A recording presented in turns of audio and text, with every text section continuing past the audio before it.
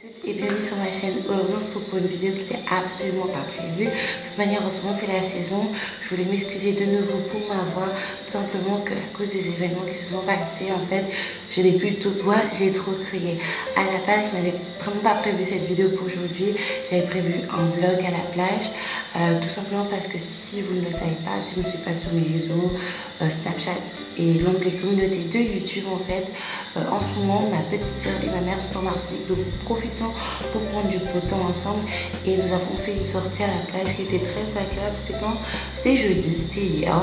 C'était d'ailleurs très épuisant et j'avais envie de vous montrer ce vlog, mais disons qu'il y a des événements qui ont fait que j'ai pas eu la force et l'enthousiasme de filmer cette vidéo, même si j'ai passé une très bonne journée. Depuis des mois, je dois vous faire cette vidéo parce que depuis des mois, cette situation, en fait, elle perdure et elle s'empire. Et là, ça commence à avoir des répercussions sur ma santé.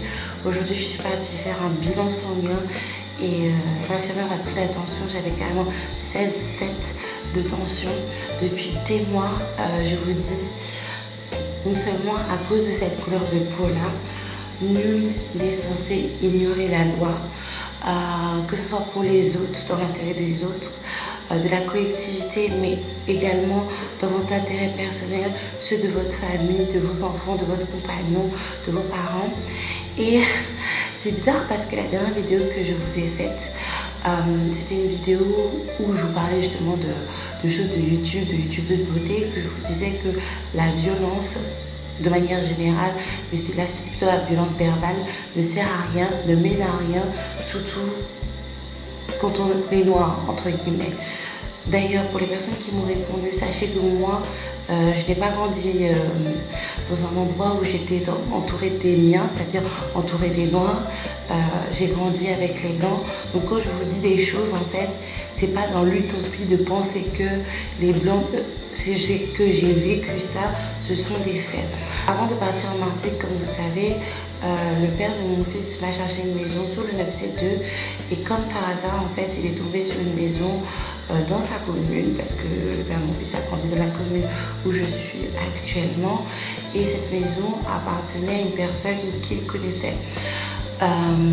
C'est vrai que le feeling est passé tout de suite étant donné qu'il connaissait la personne et nous avons dû payer la caution. Je dois vous avouer que quand j'ai dû payer la caution, j'ai eu une sorte de pressentiment, en fait, une sorte de sentiment très intense dans ma tête, dans mon corps, dans ma chair qui me disait Aïka, ne fais pas ça, c'est pas la bonne chose à faire pour toi et pour ton enfant, ça va mal se passer. Mais en même temps, vous savez, en France, comment ça s'appelle? Comment vous dire? Je suis tellement attachée à la France dans le sens où il y a ma famille là-bas, il y a toute ma famille, ma maman, ma soeur, mon autre soeur, mon frère, tous mes oncles, toutes mes tantes, toutes mes cousines, mes toutes petites cousines qui ont l'âge de nous là-bas et qui grandissent en même temps que lui. Donc c'est vrai que j'avais un petit peu ce sentiment qui me disait qu'elle ne le fait pas, mais je me disais est-ce que c'était pas le fait que j'avais peur d'être éloignée de ma famille, mais j'étais vraiment très hésitante à payer cette maison pour pouvoir partir en Martinique. Finalement, j'ai payé cette maison pour aller en Martinique. C'était une bonne affaire. Quand je suis allée en Martinique et que ça s'est bien passé, je vous l'ai tout de suite dit, j'ai dit mais mon Dieu, chez qui je suis, c'est vraiment super cool. La maison est super bien, elle est super bien meublée. On nous a donné internet. C'est grâce à ça que je peux vous parler. C'est grâce à ça que je peux continuer à faire des vidéos, etc. Donc tout était parfait. Il est arrivé un moment en fait où j'ai eu quelques soucis, je vais pas mentir, comme tout le monde dans ma vie personnelle. Je pense que chacun dans sa vie, qu'on soit adolescent ou adulte, jeune adulte ou vraiment une personne mûre, on n'a pas une personnalité forcément parfaite, qui est parfois même tumultueuse. C'est vrai que j'ai eu quelques tumultes, voire beaucoup de tumultes en fait. Et c'est arrivé à un stade en fait où j'ai dû choisir la partie adverse ou une personne de ma famille, alias le père de mon enfant. Alors vous devez me dire, mais qu'est-ce qu'il vient faire encore celui-là dans tes histoires? On pensait qu'il s'était effacé de l'histoire, mais en fait non. J'ai dû choisir entre ces deux personnes-là et c'est vrai que dans un premier temps, j'ai choisi la partie adverse parce que c'est pas parce que je les aimais plus que le père de mon fils, quoi que ce soit, c'est tout simplement pour me protéger moi en fait, pour me protéger moi et mon enfant. Et pour les personnes qui me connaissent, qui ont suivi mes vidéos, qui ont suivi mon évolution, vous savez très bien que moi, c'est pas la première fois que j'habite en Martinique. Et une fois que j'habitais en Martinique, que voilà, à cause de la perte de mon enfant, à cause du choc psychotraumatique que ça m'a causé, que ça a causé surtout perdre mon fils, parce que c'était pas de ma faute. Pour le coup, je me suis retrouvée dans une situation très très difficile avec Nounou Lapin, mon fils actuel. Donc c'est vrai que dans un premier temps, par peur, et oui, par peur, et il y avait certains éléments qui faisaient que j'avais raison en fait d'avoir peur. J'ai choisi la partie adverse. Vous savez, ma maman m'a toujours élevée dans la solidarité familiale. Quoi que je peux dire sur mes parents, que ce soit la personne à cause de qui je suis sous terre ou ma mère, en fait, je les ai toujours vus soudés jusqu'à un certain point de notre histoire familiale. Ma mère, j'ai toujours vu, en tout cas en apparence, en tant qu'enfant, qu'elle a toujours soutenu mon géniteur, même si des fois il pouvait avoir tort, en fait. Ça me rappelle des souvenirs d'ailleurs. Donc c'est vrai que quand j'ai choisi la partie adverse, directement, je me suis sentie mal. Je me suis sentie pas bien, j'étais pas en accord avec moi-même, avec ma décision, parce que tout simplement je n'avais pas du tout été élevée comme ça, ma mère ne m'a pas du tout élevée comme ça, et que je ne peux pas laisser le père de mon enfant dans une situation qui n'était pas possible. Il faisait froid en Martinique, au temps où je parle là, il pleuvait beaucoup, et même s'il avait sa famille à côté, bon visiblement c'était pas possible. Moi je ne juge pas les gens, mais en tout cas moi c'est pas comme ça que j'ai été élevée. Donc après avoir fait le choix de choisir la partie adverse, j'ai décidé de choisir ma famille, j'ai décidé de choisir le père de mon fils, tout en sachant que le père de mon fils n'est pas un ange. D'accord, je ne vais pas commencer à dire que le père de mon fils est un ange, c'est faux, il a ses défauts, il a ses démons. C'est vrai qu'il s'est amélioré, il s'est très très amélioré par rapport à avant, mais j'ai choisi le père de mon enfant tout simplement parce que c'est la famille. C'est vrai que lui-même était un peu stressé de ce choix que j'avais fait, surtout que toute cette situation n'avait pas été créée par moi, mais par lui en fait. Et je lui ai dit, bah, tu sais quoi, Paddy, j'ai été convoquée parce que j'avais l'habitude d'être convoquée pour tout un tas de raisons en fait. Il faut savoir que dans ce genre de situation, on ne peut pas vous convoquer comme ça. On peut que vous convoquer, par exemple, quand vous êtes à l'école, par la justice, c'est-à-dire la gendarmerie ou au tribunal, mais vous ne pouvez pas être convoqué comme ça. Et en fait, pour vous dire la vérité, j'en avais marre de cette convocation en fait. Ça fait depuis l'âge de 18 ans que je ne suis plus à l'école, de 17 ans, oui 17 ans, 16 ans, depuis l'âge de 16 ans que je n'étais plus au lycée, donc j'estimais ne plus recevoir de convocation comme ça. Je suis une personne adulte. C'est vrai que j'en ai parlé avec mes proches, ma mère, ma soeur, surtout ma soeur qui a fait des études assez poussées dans le droit, qui m'ont dit bah, écoute, n'y va pas, de toute manière ça ne pourra pas te porter préjudice. Et je ne suis pas allée à la convocation en m'excusant avec un petit mot disant que je ne pouvais plus aller à ces convocations là parce que c'était plus possible pour moi. Le week-end s'est très très bien passé et même avec ces personnes là il n'y a rien de notable en fait qui s'était passé. Après un week-end assez calme en fait, le lundi matin, je me rappelle que c'était vers 8h30, 9h parce que Nounou Lapin n'était pas là, je pense qu'il était à l'école. Je reçois un courrier commandé avec accusé réception, donc à récupérer contre signature. Et quand je vous reçois commandé en fait, c'est un courrier de préavis me disant que j'ai 3 mois pour quitter le logement parce que il y a une personne de la famille, de la partie adverse qui doit loger dans le logement où je suis actuellement. Sans vous mentir, quand j'ai reçu ce courrier, ça m'a fait vraiment bondir parce que je me suis dit mais attends, moi c'est Ichou alors parce que je ne t'écoute pas ou qu'apparemment en punition ou je suis ta femme donc je ne t'écoute pas, j'ai un châtiment en fait. À partir du moment où j'ai reçu le recommandé, j'ai décidé de ne plus communiquer avec la partie adverse parce que pour moi c'est une déclaration de guerre en fait. Je ne t'ai pas écouté, je ne t'ai pas choisi. Donc je te mets dehors ou je veux te mettre dehors en fait. Donc je ne vois pas après cette déclaration de guerre, l'intérêt de discuter collégialement ensemble d'une solution ou de la situation, surtout s'il n'y a pas un médiateur ou un conseiller juridique qui pourra trancher sur ce dossier, parce que sur ce dossier-là que je vous dis, je ne vous dirai pas tout pour des raisons juridiques. Je vous dis juste ce que je peux vous dire, c'est que il y a en plus de cela faux usage de faux et abus de faiblesse sur personnes handicapées. Mais moi j'avais décidé de ne plus discuter avec eux, ça ne servait à rien. Donc c'est le père de mon fils qui s'en est chargé, mais le ton n'a pas vraiment changé en fait. Le père de mon fils qui a bientôt la quarantaine maintenant, et qui est bien costaud, a subi des menaces de ces personnes-là, ou Calais Ducos, tu vas voir, je vais t'envoyer à Ducos. Ducos, pour ceux qui ne savent pas, c'est une ville où se trouve la prison. Donc tu menaces quelqu'un de l'envoyer en prison alors qu'elle n'a rien fait de mal là en question, ou peut-être que son style de vie ne t'a pas plu, mais qu'elle n'a rien fait de mal. Ou de l'intimidation, c'est-à-dire que j'ai une liasse de billets et je l'agite devant tes yeux en disant moi j'ai l'argent, moi j'ai ça, je pourrais tout faire juridiquement parlant pour vous faire tomber. Vous savez, quand le père de mon fils m'a raconté ça, je lui ai dit ne l'écoute même pas, ne lui parle même pas, n'essaye même pas de communiquer avec la partie adverse. Moi, ça ne m'impressionnait pas le moins du monde, parce que comme je vous ai dit, moi j'ai grandi dans un environnement où les personnes étaient assez aisées, étaient même très très aisées. Ces maisons-là, c'était rien du tout. Des gens, à peine ils avaient leur permis, ils avaient déjà des X5 à l'époque, pardon. C'était la voiture à la mode, dernier cri, des Mini Cooper qu'ils achetaient cash comme ça. Donc vous voyez, agiter des liasses de billets à la figure, ça ne m'impressionne pas du tout. Mes parents ont une entreprise qui marchait très bien et mon père m'offrait tout ce que je voulais. Alors l'argent pour moi, ça ne m'impressionne absolument pas du tout. C'est vrai que par la suite, moi, je ne discutais plus avec la partie adverse. J'attendais juste la fin du préavis pour que, entre guillemets, la vraie procédure s'enclenche, parce que je savais que j'étais dans mon bon droit.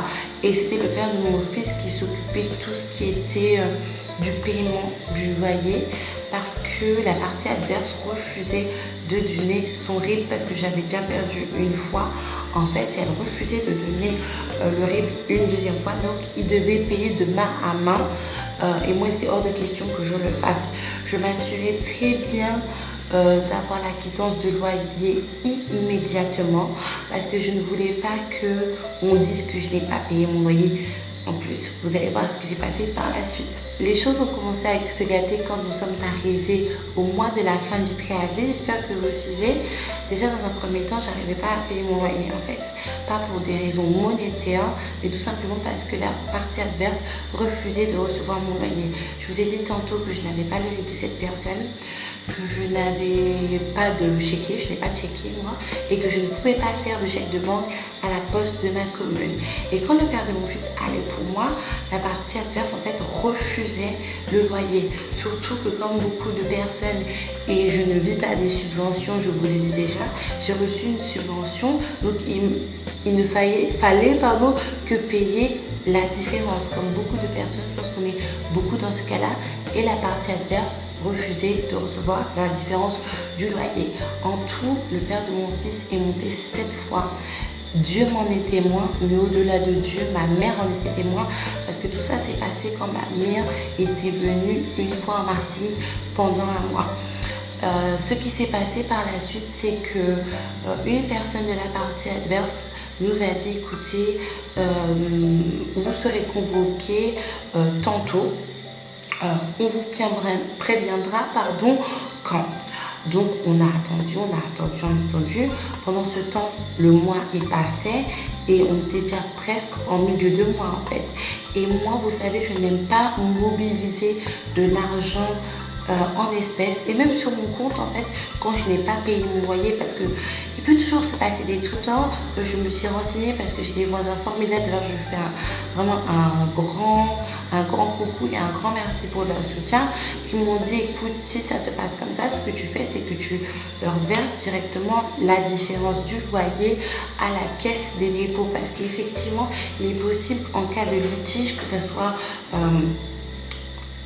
dans un problème locatif ou même dans un autre problème en fait, que vous payez directement votre créancier ou votre propriétaire ou n'importe quel organisme va à la caisse des dépôts, et dès que la personne sera prête ou aura envie d'aller prendre son argent, elle n'a qu'à se présenter avec une pièce d'identité pour aller récupérer l'argent.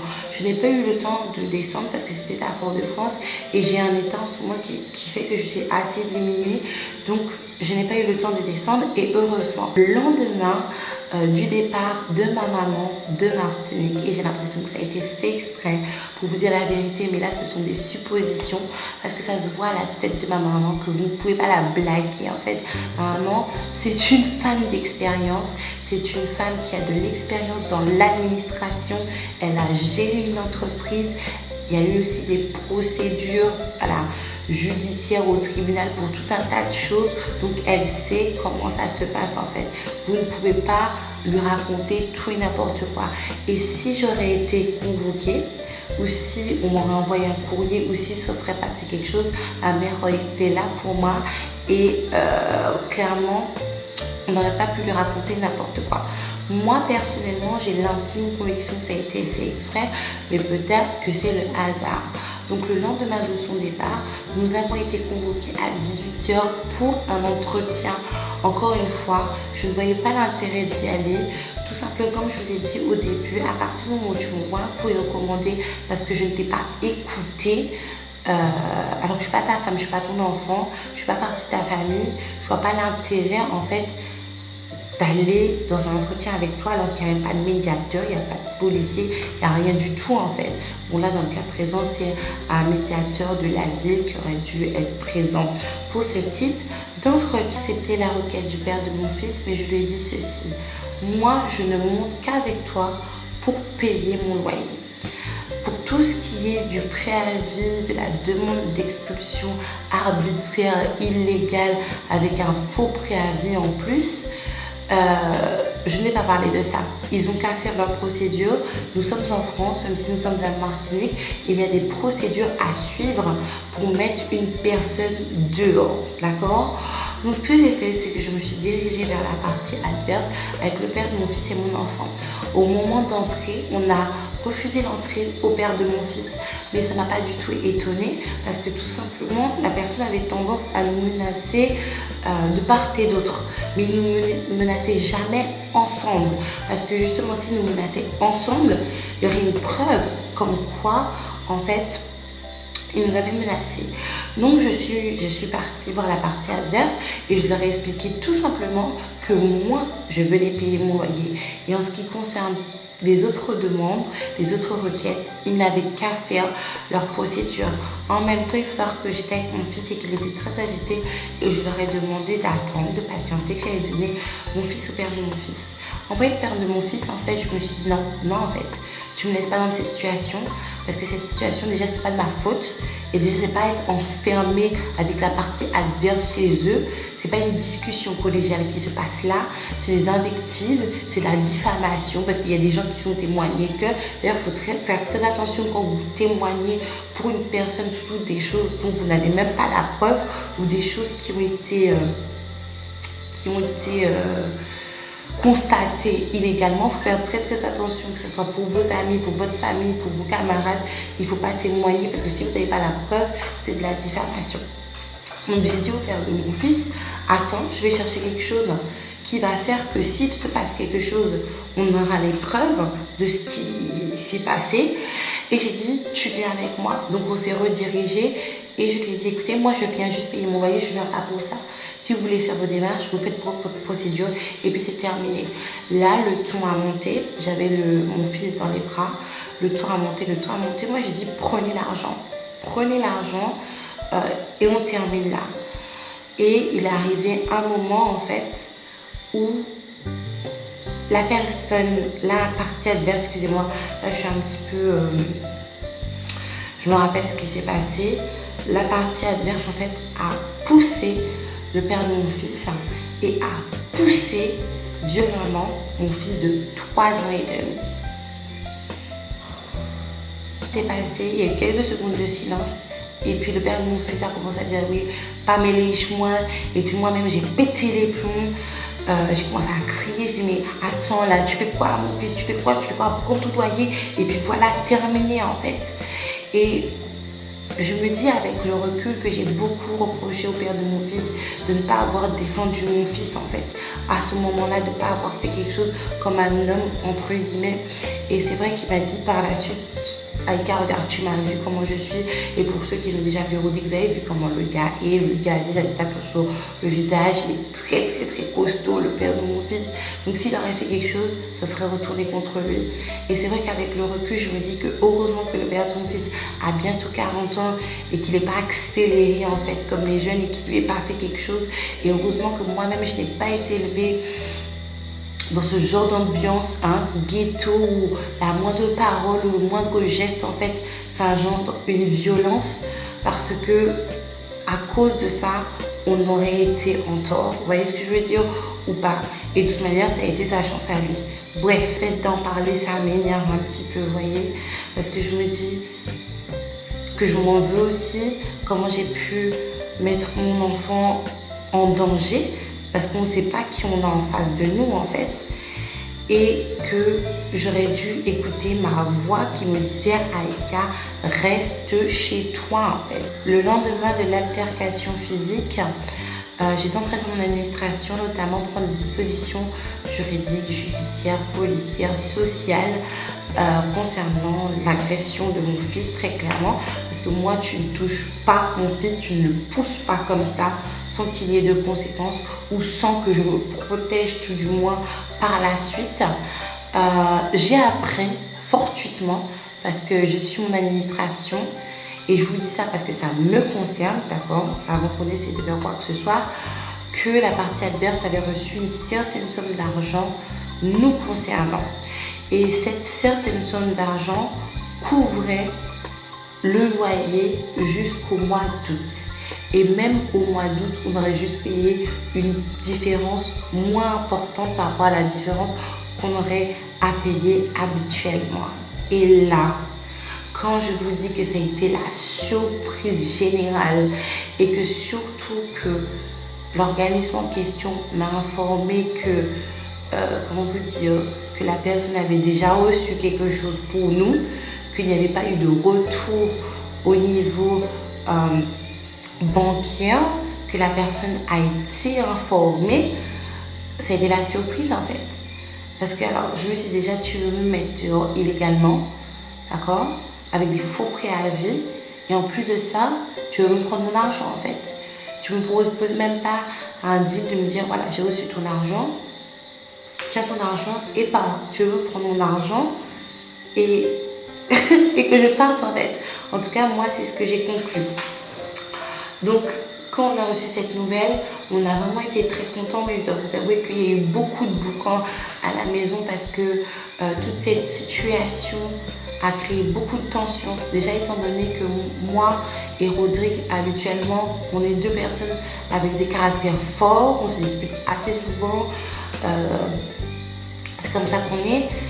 Plus ce problème-là, la rancœur, les reproches, l'incompréhension faisait qu'on se disputait énormément, violemment, et que ça s'est même, je vais pas vous mentir, fini une fois en une altercation physique. Je ne vais pas mentir sur ça. Et 5 jours avant la fin du préavis, je me suis penchée sur ce préavis pour casser ce préavis, faire une sorte de vice de procédure, mais pour ce préavis. Pour ceux qui ne savent pas, en fait, un vice de procédure, c'est par exemple, quand une personne est condamnée, qu'il y a une condamnation, les très bons avocats trouvent des vices dans la procédure et permettent de casser tout le procès. Donc en fait, il faut refaire le procès pour qu'il y ait une nouvelle condamnation. Et souvent, vous savez, le temps des hommes n'est pas forcément le temps judiciaire. Le temps judiciaire est extrêmement long, surtout selon les saisons.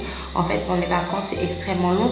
Et je me suis dit qu'il fallait que je trouve une faille dans ce préavis qui me permette de prouver que le préavis était nul et non avenu en fait. Et j'avais des témoignages de personnes qui me disaient non mais Aïka, ma fille, c'est faux, c'est faux, c'est faux. Cette personne ne viendra pas dans le logement. Une autre personne qui me disait Aïka, c'est faux. Cette personne m'a déjà fait le coup ici. J'habitais ici. Elle m'a déjà fait le coup en fait. Donc, je me suis penchée sur ce préavis que je ne vous montrerai pas tout simplement. Mais c'est un préavis typique en droit. Donc, il était écrit la date, le lieu, etc., les adresses. Et dans ce préavis, il était écrit que selon la loi, etc., que je devais prendre congé du logement dans les 3 mois pour héberger une personne de sa famille. Et que du coup, à l'issue de ce préavis ou même un petit peu avant, il y aurait l'état des lieux. J'ai regardé le préavis, j'ai regardé le préavis, j'ai regardé le préavis, j'ai regardé le préavis. Et là, j'ai trouvé la faille. Déjà, dans ce préavis, il faut qu'il y ait le nom de tous les signataires du bail. Il n'y avait pas tous les noms du signataire du bail, étant donné que, comme je vous ai dit tout à l'heure, il y a eu un faux usage de faux. Et le souci, la chose que vous devez savoir avec moi, c'est que moi, je garde tous les originaux. J'ai été élevée par ma mère Nicole. Elle fait les photocopies de tout. Elle met ça dans son placard, en dessous de son lit, dans sa boîte mail, dans son autre boîte mail. Et moi, je fais la même chose. Donc, premier élément pour casser le préavis. Donc, quand vous envoyez un courrier pour justement donner un préavis pour que la personne elle parte, s'il n'y a pas le nom de tous les signataires, et il me semble si il n'y a pas plusieurs recommandés qui sont envoyés aux différents signataires, le contrat continue toujours. En plus de ça, sur mon préavis, il manquait des informations capitales. Il était bien écrit sur le préavis le lien que la partie adverse avait avec la personne qui allait habiter dans le logement. Cependant, il manquait le nom, le prénom de cette personne-là, ainsi que son adresse actuelle. Alors, pourquoi il faut le nom et le prénom de la personne ainsi que son adresse actuelle? C'est tout simplement parce que certains propriétaires s'amusent à mettre leurs locataires dehors en utilisant ce motif. Parce que tout simplement, un bail, à partir du moment qu'il est signé et que la période de rétractation, le délai de rétractation est déjà passé, c'est-à-dire les 14 premiers jours après la signature du bail sont passés, on ne peut pas, en tant que propriétaire, casser un bail, à part si il y a plusieurs petites raisons. Il y a défaut d'assurance. Mais moi j'ai fourni une assurance pour 2018. Il y a une autre raison, je ne me rappelle plus du tout c'est l'autre raison, mais il y a une autre raison, défaut de paiement du loyer. Défaut du paiement du loyer, mais le souci c'est que moi je payais mon loyer. Et le troisième motif pourquoi vous pouvez mettre quelqu'un dehors, c'est pour héberger quelqu'un de votre famille ou vous-même.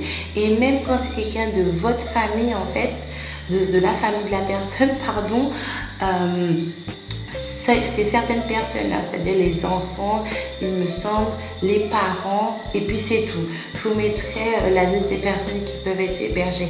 Et la plupart du temps, les propriétaires, quand ils veulent mettre quelqu'un dehors et qu'il n'y a pas de défaut de paiement de loyer et qu'il n'y a pas de défaut d'assurance, en fait, ils utilisent ce motif-là. Avec cette clause, il y a certaines personnes qui vont profiter pour essayer de mettre des gens dehors sans avoir de motif valable.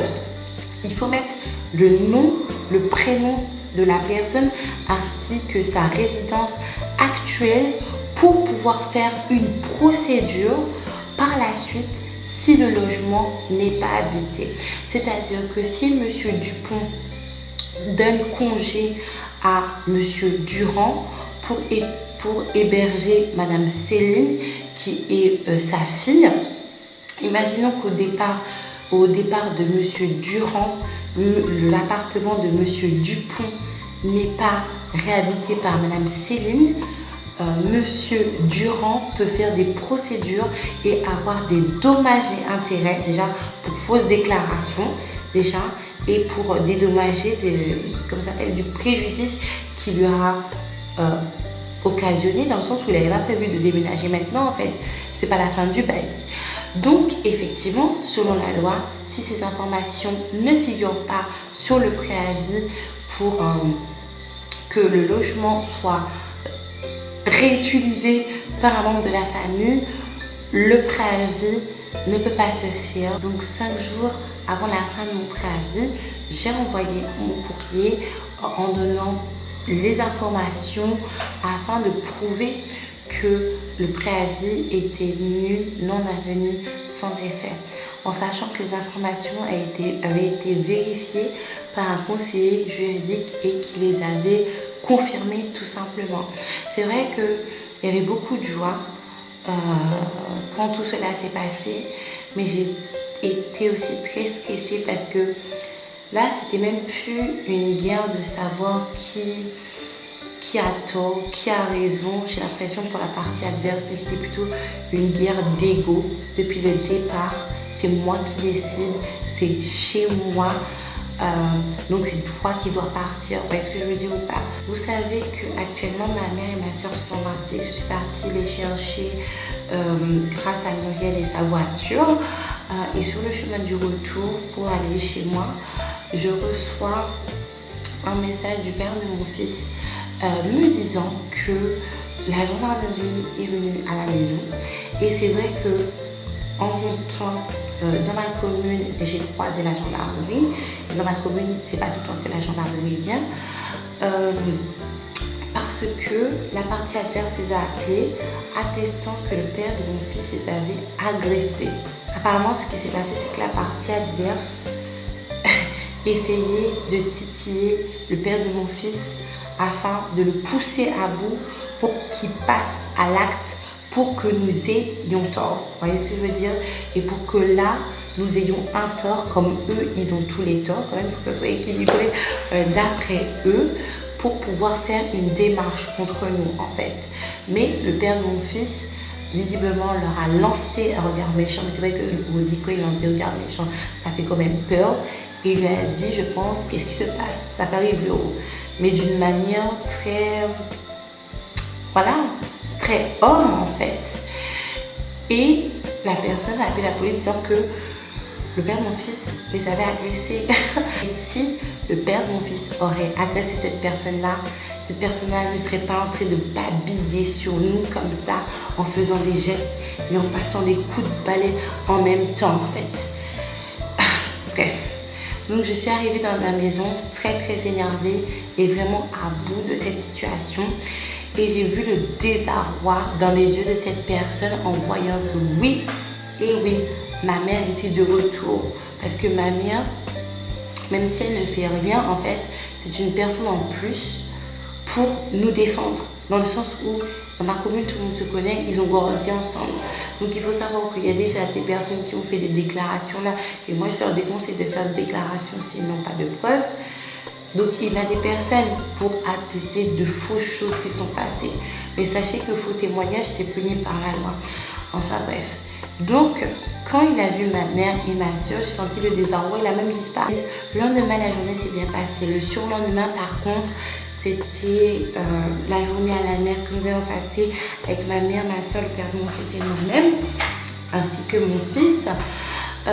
J'ai pas pu vous mettre en ligne ce vlog, j'ai pas pu le monter parce que tout simplement ça a été hypocrite, tout simplement parce que pendant la matinée en fait il s'est passé quelque chose. Déjà à la base il faut savoir que pendant toute la période précédente, la partie adverse s'amusait à me diffamer un petit peu partout auprès du voisinage, notamment auprès d'une personne à qui moi et le père de mon fils nous avons sauvé la vie.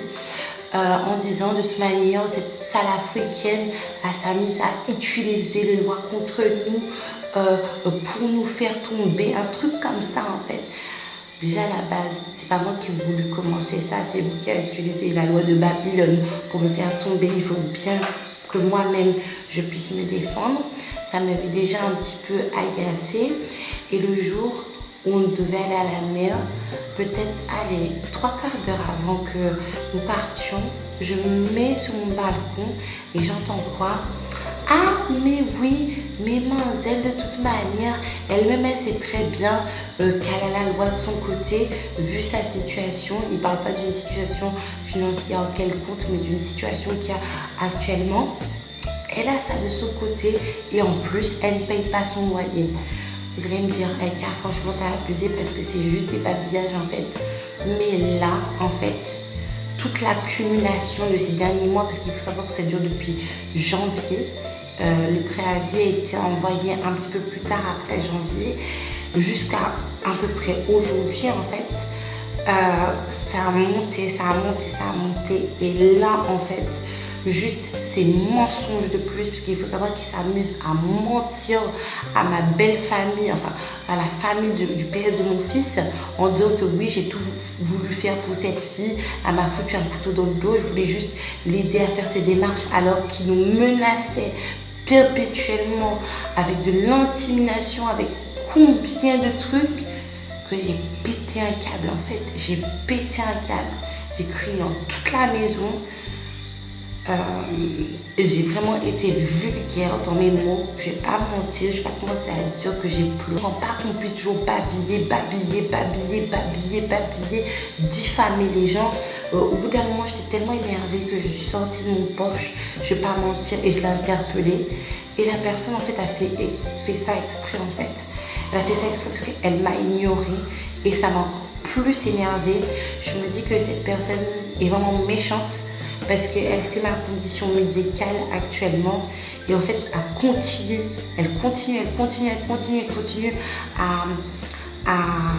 à me stresser en fait, à me diffamer, à diffamer mon fils. Moi mon fils il va à l'école ici en fait et mon fils est métis, faut pas l'oublier non plus entre guillemets. Donc vous voyez, il y a plein de choses qui se sont mélangées dans ma tête et j'ai totalement pété les plombs. Bien sûr, il a pris, la partie adverse, a pris à témoin les voisins qui étaient à côté. Moi, j'ai dit, il n'y a pas de souci, j'ai sorti ma grosse caméra et on va voir qui on a agressé encore aujourd'hui, en fait. Et par la suite, en fait, j'ai craqué le soir, en fait. J'ai craqué le soir parce que je me suis dit, mais en fait, je m'en vais en octobre, grand max, c'est vous qui me devez de l'argent. Je m'en vais en octobre, faites votre procédure dans le silence, arrêtez de mentir sur moi, arrêtez de me diffamer. En tout cas, si vous avez des preuves, apportez-les, mais pas des faux témoignages, d'accord? Mais on finit avec ça en fait. On fait comme des personnes civilisées. Je ne comprenais pas qu'on puisse être justement aussi sauvage que ça. Vous voyez ce que je veux dire ou pas? Et là, c'est vrai que dans les bras de ma soeur, en allant à la pizzeria de ma commune, en rentrant à la maison, j'ai totalement craqué. J'ai eu carrément un breakdown. Je pense que les gens de ma commune se demandaient qu'est-ce que j'avais. Ça a vraiment été très difficile, surtout que là, je suis vraiment dans une période où j'ai besoin d'être entourée, j'ai besoin d'amour, j'ai besoin d'affection. Je peux avoir mes problèmes, mais des problèmes, comment ça s'appelle, d'adultes en fait. C'est pas qu'ils sont obligés de déborder tout ça comme ça.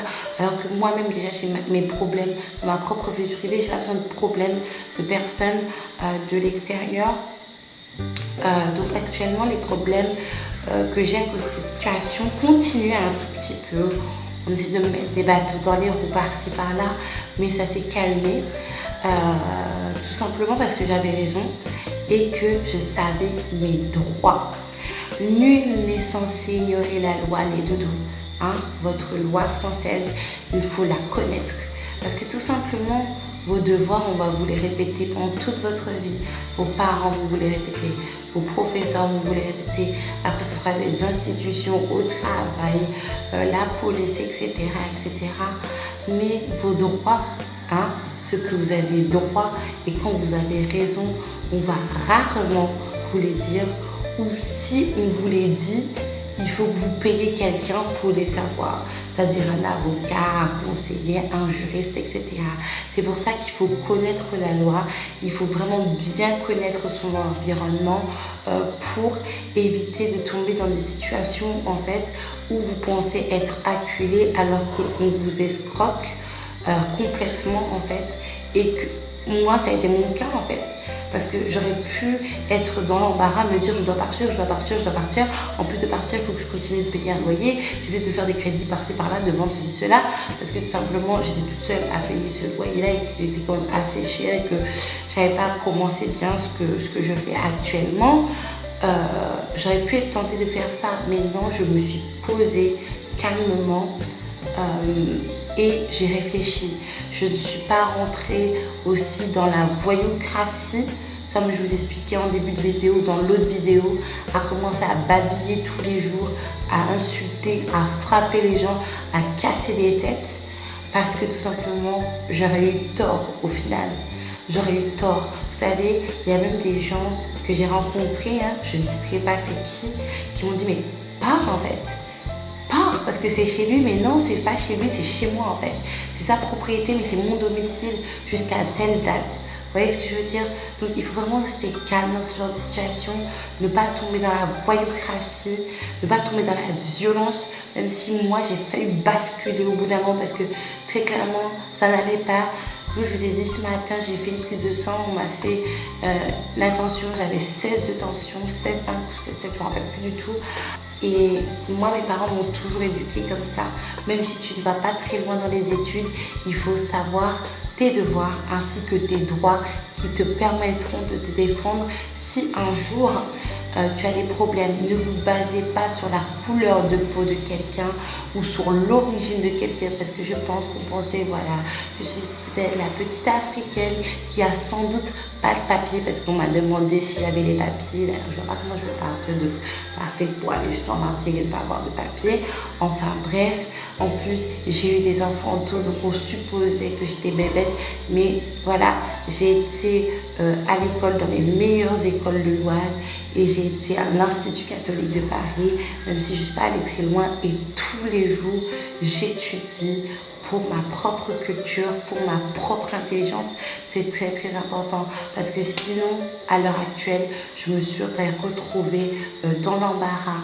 Je ne vous donnerai pas le nom de personne, je ne vous donnerai pas le nom de la commune, je ne vous donnerai rien du tout, parce que c'est pas de la délation, c'est vraiment pour vous avertir que ce genre de choses ça peut vous arriver. Après, est-ce que ces personnes sont mauvaises ou pas? Vous savez, dans un premier temps, je pourrais vous dire oui, en fait, ces personnes sont mauvaises. Mais tout comme une relation qui se finit mal, je préfère dire que ce ne sont pas des gens qui sont faits pour moi. Vous voyez ce que je veux dire? Sans doute qui sont faits pour d'autres personnes. Ça se trouve que leurs autres locataires, ils sont, voilà, check coco ensemble. Mais moi, en tout cas, ils ne me conviennent pas. Après, je pourrais ne pas vous les conseiller, mais la loi m'interdit de faire cela. Donc c'est tout pour cette vidéo, ça a été assez long, je sais, mais je devais absolument vous expliquer tout ça. Il y a beaucoup d'autres choses à venir, vous saurez pourquoi également. J'espère que cette vidéo vous aura plu et j'espère qu'elle vous aura fait comprendre des choses. C'est l'une des raisons pourquoi j'ai fait un break de rupture en plus d'une autre situation actuelle. Donc voilà, moi je vous fais un gros bisou et je vous dis à la prochaine.